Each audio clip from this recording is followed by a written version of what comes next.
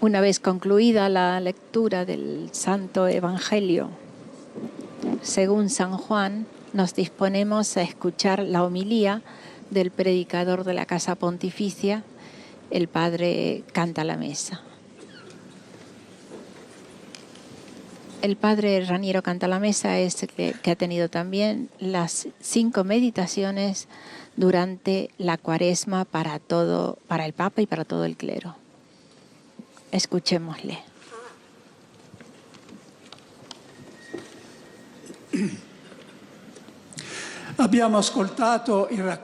Hemos escuchado el relato de la pasión de Cristo.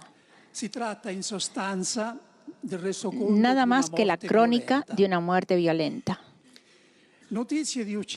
Nunca faltan noticias de muertos asesinados en nuestros telediarios. Incluso en estos últimos días ha habido algunas. Los niños de Siria muertos por armas químicas, los 38 cristianos coptos asesinados en Egipto el Domingo de Ramos. Estas noticias se suceden con tal rapidez que nos hacen olvidar a la tarde lo que sucedió el día anterior. ¿Por qué entonces, después de 2000 años, el mundo recuerda todavía la muerte de Jesús de Nazaret como si hubiera pasado ayer? Es que esta muerte ha cambiado para siempre el sentido mismo de la muerte. Le ha dado un sentido nuevo a la muerte de cada ser humano. Sobre ella, venerados padres, reflexionemos un momento. Venían al llegar Jesús, viendo que ya estaba muerto, no le rompieron las piernas. Uno de los soldados con una lanza le atravesó el costado e inmediatamente salió sangre y agua. Al comienzo de su ministerio, se preguntaban con qué autoridad expulsaba a los mercaderes del templo. Jesús respondió: destruid este templo y en 3 días lo levantaré. Él hablaba del templo de su cuerpo, dice el evangelista.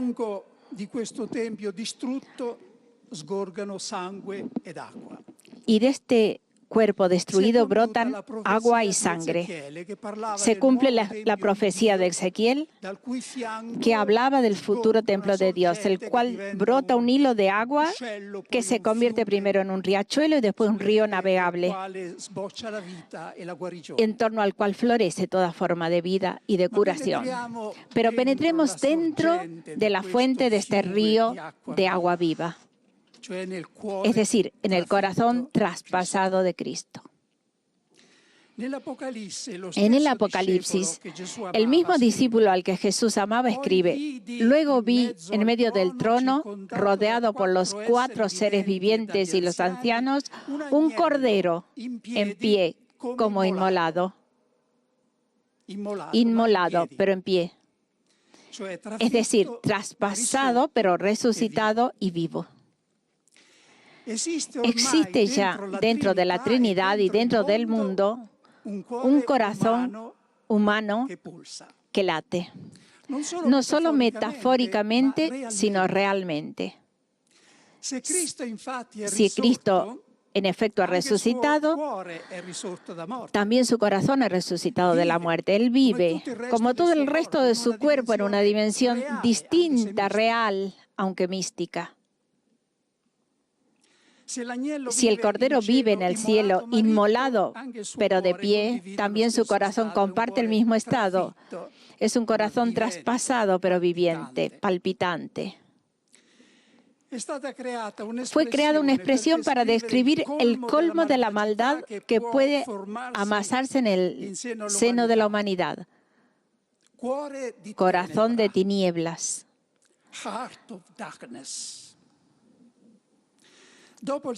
Tras el sacrificio de Cristo más profundo que el corazón de tinieblas, palpita en el mundo un corazón de luz. En efecto, Cristo al subir al cielo no ha abandonado la tierra, como al encarnarse no ha abandonado a la Trinidad. Ahora se realiza el designio del Padre, dice una antífona de la liturgia de las horas, hacer Cristo el corazón del mundo. Esto explica el irreductible optimismo cristiano que hizo exclamar a una mística medieval muy amada en el mundo anglosajón, Juliana de Norwich: el pecado es inevitable, pero todo estará bien y todo tipo de cosa al final estará bien. Los monjes cartujos adoptaron un escudo que figura en la entrada de sus monasterios y también en sus documentos oficiales y en el orden. En él está representado el globo terráqueo, rematado por una cruz, con una inscripción alrededor. Stat crux dum volvitur orbis. Está inmóvil la cruz entre las evoluciones del mundo.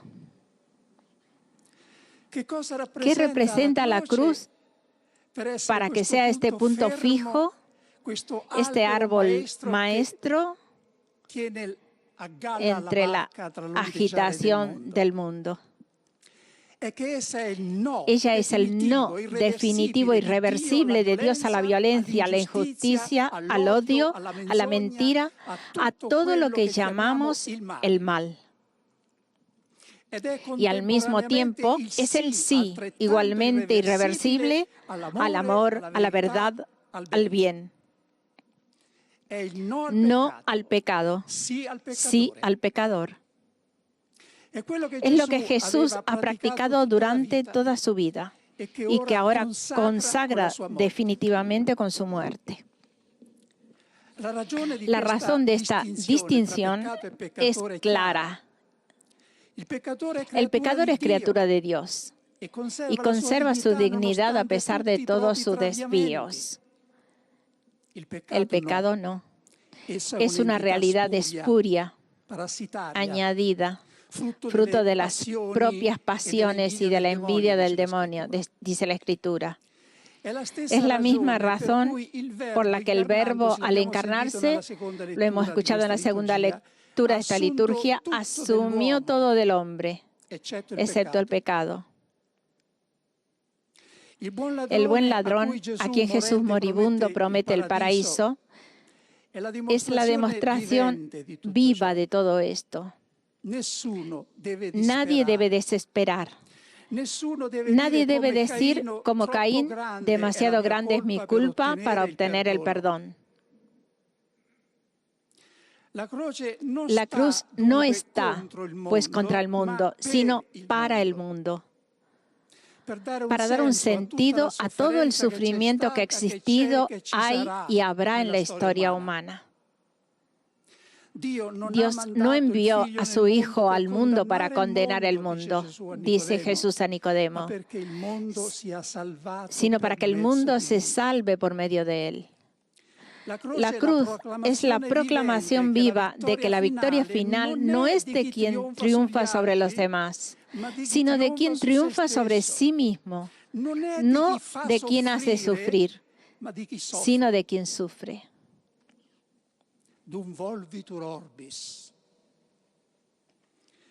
Mientras que el mundo realiza sus evoluciones, la historia humana conoce muchos tránsitos de una era a otra, pasajes epocales, digamos. Se habla de la edad de piedra, del bronce, hierro, de la edad moderna, de la era atómica, de la era electrónica. Pero hoy hay algo nuevo. La idea de transición no basta ya para describir la realidad en curso. A la idea de mutación se debe agregar la de aplastamiento. Vivimos escrito en una sociedad líquida.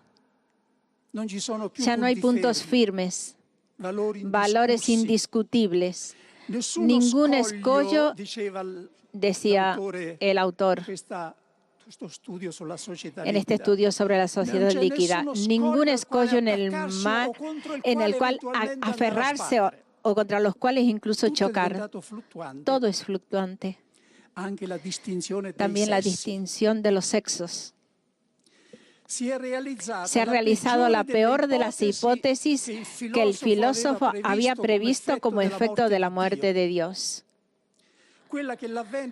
La que el advenimiento del superhombre tendría que haber impedido, pero que no ha impedido. ¿Qué hicimos para disolver esta tierra? ¿Qué hicimos para disolver esta tierra de la cadena de su sol? ¿Dónde se mueve ahora? ¿Dónde nos movemos nosotros? Fuera de todos los soles. No es el nuestro un eterno precipitar hacia atrás, de lado, hacia adelante, por todos los lados. ¿Existe todavía un alto y un bajo? ¿No estamos acaso vagando como a través de una nada infinita? Se ha dicho que matar a Dios es el más horrendo de los suicidios. Y es lo que en parte estamos viendo. No es verdad, como ha dicho un filósofo ateo, que donde nace Dios muere el hombre. Es verdad lo contrario, donde muere Dios, muere el hombre. Un pintor surrealista de la segunda mitad del siglo pasado pintó un crucificado, el autor es Salvador Dalí. Un crucificado que parece una profecía de esta situación. Una cruz inmensa, cósmica, con un Cristo encima igualmente monumental, visto desde arriba, con la cabeza reclinada hacia abajo. Sin embargo, debajo de él no existe la tierra firme, sino el agua.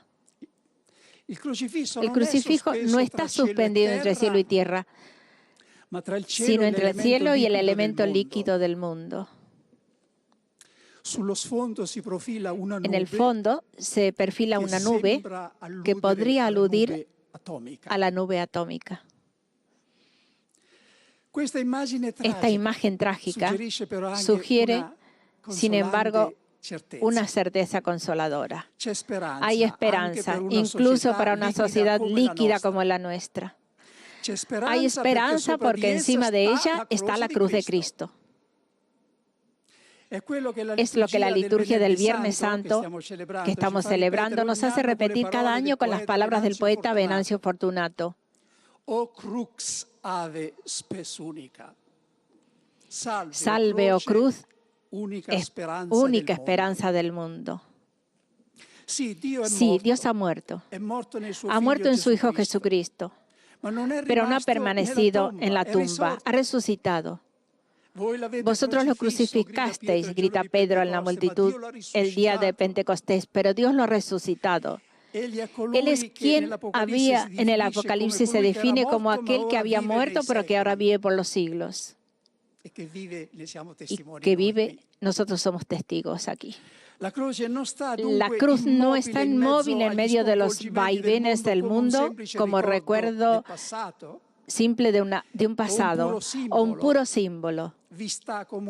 Está en él como una realidad en curso, viva y operante. Pero no podemos, hermanos y hermanas, decir como los sociólogos en el análisis de la sociedad en la que vivimos. Cristo no ha venido a explicar las cosas, sino a cambiar las personas. El corazón de tinieblas no es solamente el de algún malvado escondido en el fondo de la jungla, y tampoco el de la nación y el de la sociedad que lo ha producido. En distinta medida está dentro de cada uno de nosotros. Y sé que también dentro de mí. La Biblia lo llama corazón de piedra. Arrancaré de ellos el corazón de piedra y les daré un corazón de carne, dice Dios en Ezequiel. Corazón de piedra es el corazón cerrado a la voluntad de Dios y al sufrimiento de los hermanos. El corazón de quien, por ejemplo, acumula sumas ilimitadas de dinero y queda indiferente ante la desesperación de quien no tiene un vaso de agua para dar al propio hijo. Es también el corazón de quien se deja dominar completamente por la pasión, incluso hasta dispuesto a matar por ella o llevar una doble vida. Para no quedarnos con la mirada siempre dirigida hacia el exterior, hacia los demás. Digamos concretamente, es nuestro corazón de ministros de Dios y de cristianos practicantes si vivimos todavía fundamentalmente para nosotros mismos y no para el Señor Jesucristo. Está escrito que en el momento de la muerte de Cristo, el velo del templo se rasgó en dos de arriba abajo, la tierra tembló, las rocas se rompieron, los sepulcros se abrieron y muchos cuerpos de santos muertos resucitaron. De estos signos se da normalmente una explicación apocalíptica, como de un lenguaje simbólico necesario para describir el acontecimiento escatológico. Pero también tienen un significado parenético. Indican lo que debe suceder en el corazón de quien lee y medita la pasión de Cristo. En una liturgia como la presente, San León Magno decía a los fieles: tiemble la naturaleza humana ante el suplicio del Redentor. Rómpanse las rocas de los corazones infieles y salgan los que estaban cerrados en los sepulcros de su inmortalidad, levantando la piedra que grababa sobre ellos. El corazón de carne, prometido por Dios en los profetas, está ya presente en el mundo. Es el corazón de Cristo traspasado en la cruz, lo que veneramos como el Sagrado Corazón. Al recibir la Eucaristía, creemos firmemente que ese corazón late también dentro de nosotros. Al mirar dentro de poco la cruz, digamos desde lo profundo del corazón, como el publicano en el templo: oh Dios, ten piedad de mí, pecador. Y también nosotros, como Él, volveremos a casa justificados, es decir, reconciliados con Dios, y si es necesario, con nuestra cruz.